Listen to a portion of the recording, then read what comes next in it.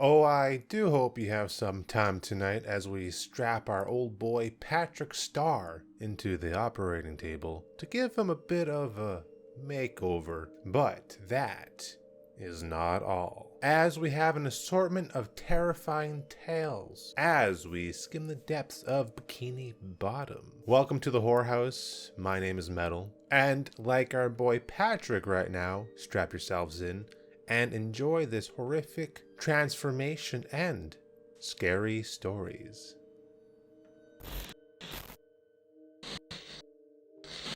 I just want to start off by saying, if you want an answer at the end, prepare to be disappointed. There just isn't one. I was an intern at Nickelodeon Studios for a year in 2005 for my degree in animation.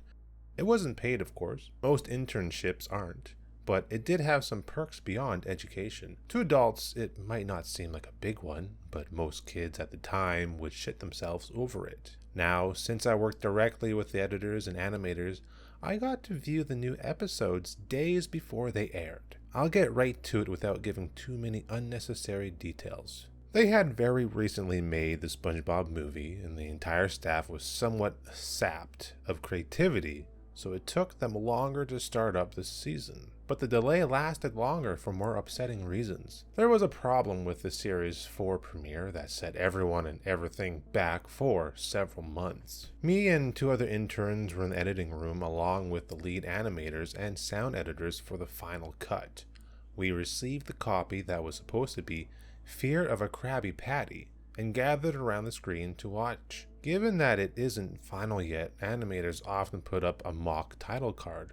Sort of an inside joke for us, with phony, oftentimes lewd titles, such as How Sex Doesn't Work, instead of Rockabye Bivalve, when SpongeBob and Patrick adopt a sea scallop. Nothing particularly funny, but work-related chuckles. So when we saw the title card, Squidward's Suicide, we didn't think it more than a morbid joke. One of the interns did a small throat laugh at it. The happy-go-lucky music plays as is normal. The story began with Squidward practicing his clarinet, hitting a few sour notes like normal. We hear SpongeBob laughing outside and Squidward stops, yelling at him to keep it down as he has a concert that night and needs to practice. SpongeBob says okay and goes to see Sandy with Patrick. The bubble splash screen comes up and we see the ending of Squidward's concert. This is when things begin to seem off. While playing, a few frames repeat themselves, but the sound doesn't. At this point, sound is synced up with animation, so yes, that's not common. But when he stops playing, the sound finishes as if the skip never happened. There is slight murmuring in the crowd before they begin to boo him. Not normal cartoon booing that is common in the show, but you could very clearly hear malice in it. Squidward's in full frame and looks visibly afraid. The shot goes to the crowd with SpongeBob in center frame, and he too is booing, very much unlike him. That isn't the oddest thing though. What is odd is everyone had hyper-realistic eyes, very detailed. Clearly not shots of real people's eyes, but something a bit more real than CGI. The pupils were red. Some of us looked at each other, obviously confused, but since we weren't the writers, we didn't question its appeal to children yet. The shot goes to Squidward sitting on the edge of his bed, looking very forlorn. The view out of his porthole window is of a night sky, so it isn't very long after the concert. The unsettling part is at this point there is no sound. Literally no sound. Not even the feedback from the speakers in the room. It's as if the speakers were turned off, though their status showed them working perfectly. He just sat there, blinking, in the silence for about 30 seconds. Then he started to sob softly. He put his hands, or his tentacles, over his eyes and cried quietly for a full minute more, all the while a sound in the background very slowly growing from nothing to barely audible. It sounded like a slight breeze through a forest. The screen slowly begins to zoom in on his face. By slow, I mean it's only noticeable if you look at shots 10 seconds apart side by side. His sobbing gets louder, more full of hurt and anger. The screen then twitches a bit, as if it twists in on itself, for a split second, then back to normal. The wind through the trees sound gets slowly louder and more severe, as if a storm is brewing somewhere. The eerie part is the sound, and Squidward's sobbing sounded real, as if the sound wasn't coming from the speakers, but as if the speakers were holes the sounds were coming through from the other side. As good a sound as the studio likes to have, they don't purchase the equipment to be that good to produce sound of that quality. Below the sound of the wind and sobbing, very faint, something sounded like laughing. It came at odd intervals and never lasted more than a second, so you had a hard time pinning it. We watched this show twice, so pardon me if things sound too specific, but I've had time to think about them. After 30 seconds of this, the screen blurred and twitched violently, and something flashed over the screen as if a single frame was replaced. The lead animation editor paused and rewound, frame by frame. What we saw was horrible. It was a still photo of a dead child. He couldn't have been more than 6. The face was mangled and bloodied, one eye dangling over his upturned face, popped. He was naked down to his underwear, his stomach brutally cut open, and his entrails laying beside him. He was laying on some pavement that was probably a road. The most upsetting part was that there was a shadow of the photographer. There was no crime tape, no evidence tags or markers, and the angle was completely off for a shot designed to be evidence. It would seem the photographer was the person responsible for the child's death. We were, of course, mortified, but pressed on, hoping that it was just a sick joke. The screen flipped back to Squidward, still sobbing, louder than before, and half body and frame. There was now what appeared to be blood running down his face from his eyes. The blood was also done in a hyper-realistic style, looking as if you touched it, you'd get blood on your fingers. The wind sounded now as if it were that of a gale blowing through the forest. There were even snapping sounds of branches. The laughing, a deep baritone, lasting at longer intervals and coming more frequently. After about 20 seconds, the screen again twisted and showed a single frame photo. The editor was reluctant to go back, we all were, but he knew he had to.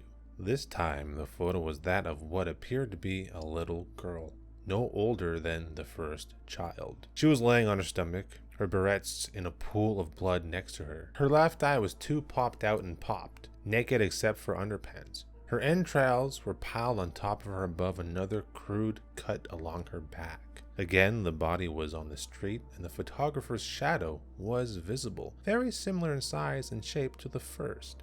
I had a choke back vomit, and one intern, the only female in the room, ran out. The show resumed. About 5 seconds after the second photo played, Squidward went silent, as did all sound, like it was when this scene started. He put his tentacles down, and his eyes were now done in hyper-realism like the others were in the beginning of this episode. They were bleeding, bloodshot, and pulsating.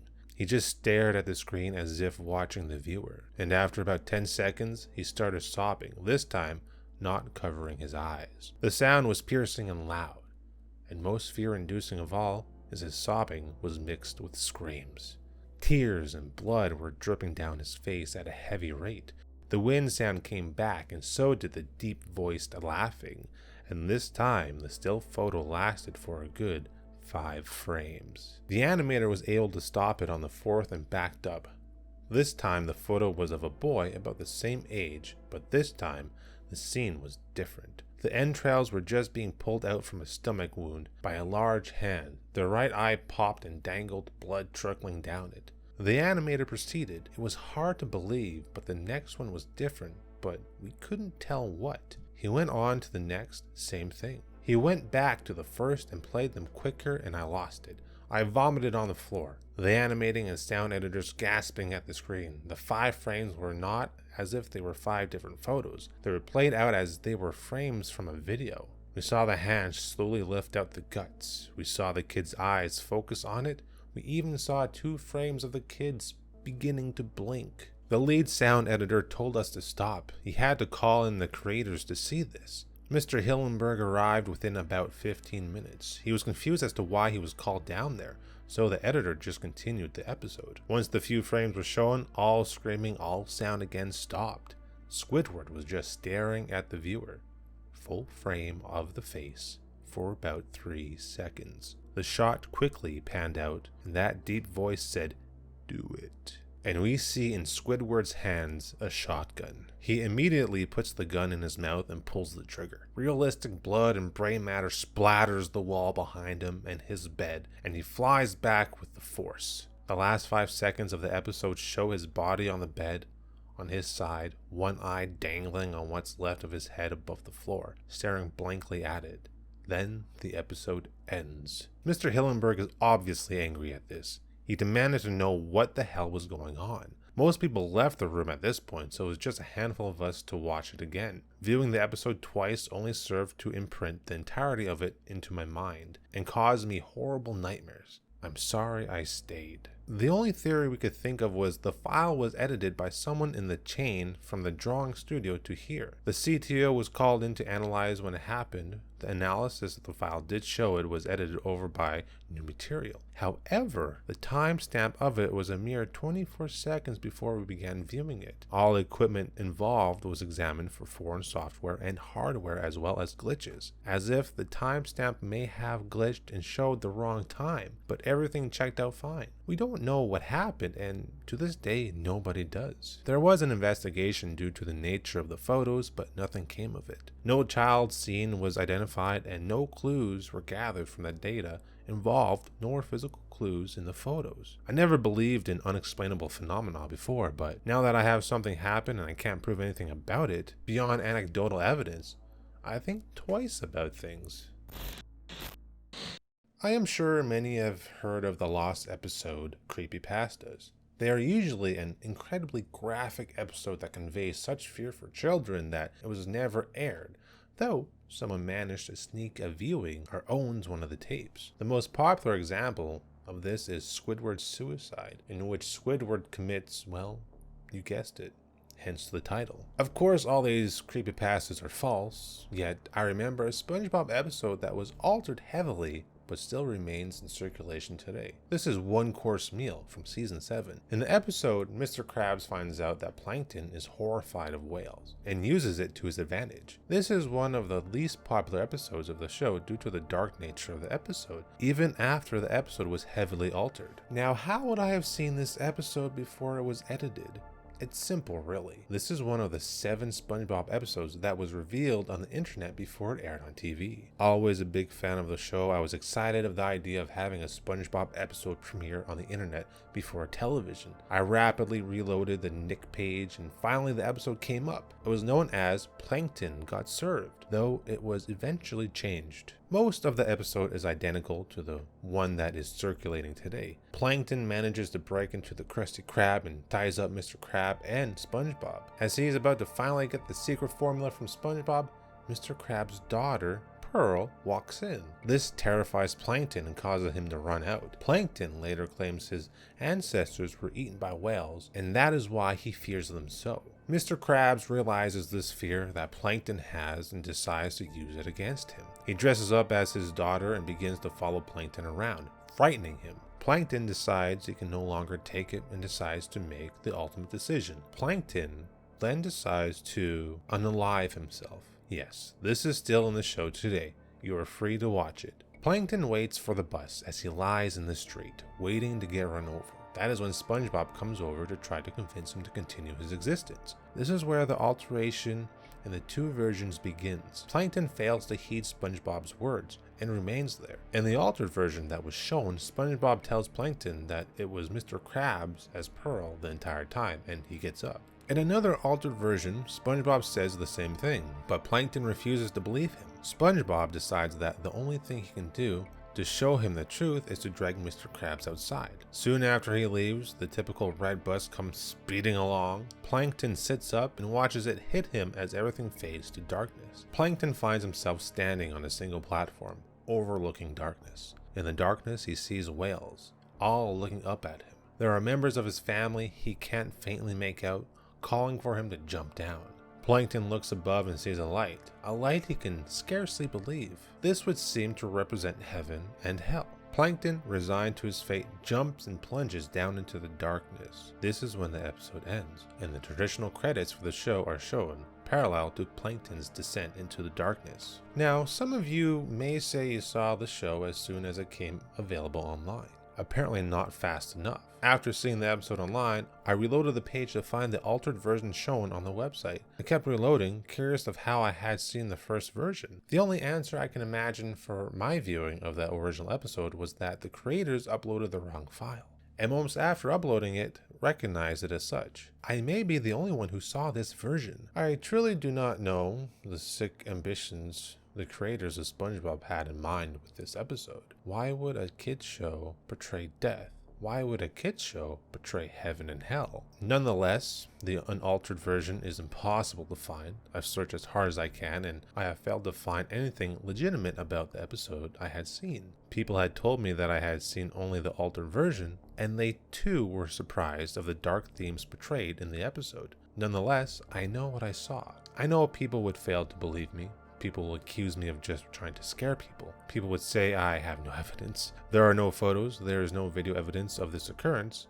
I only saw it once, and it never occurred to me to do such. I know the truth, and I want other people to know as well. Maybe someone out there saw this episode as well as I can confirm it. Until then, I hope you enjoyed reading about my experience. And the makeover is done. Patrick looking so much cuter than he did before. What do you think? Let me know. What would you like to see me model next? Make sure you leave a comment down below, and if you have any creepy stories you want me to read, definitely let me know. If you enjoyed this video, be sure to hit that like button, subscribe for weekly videos, creepy creations, and as always, I'll see you in the next spooky art video.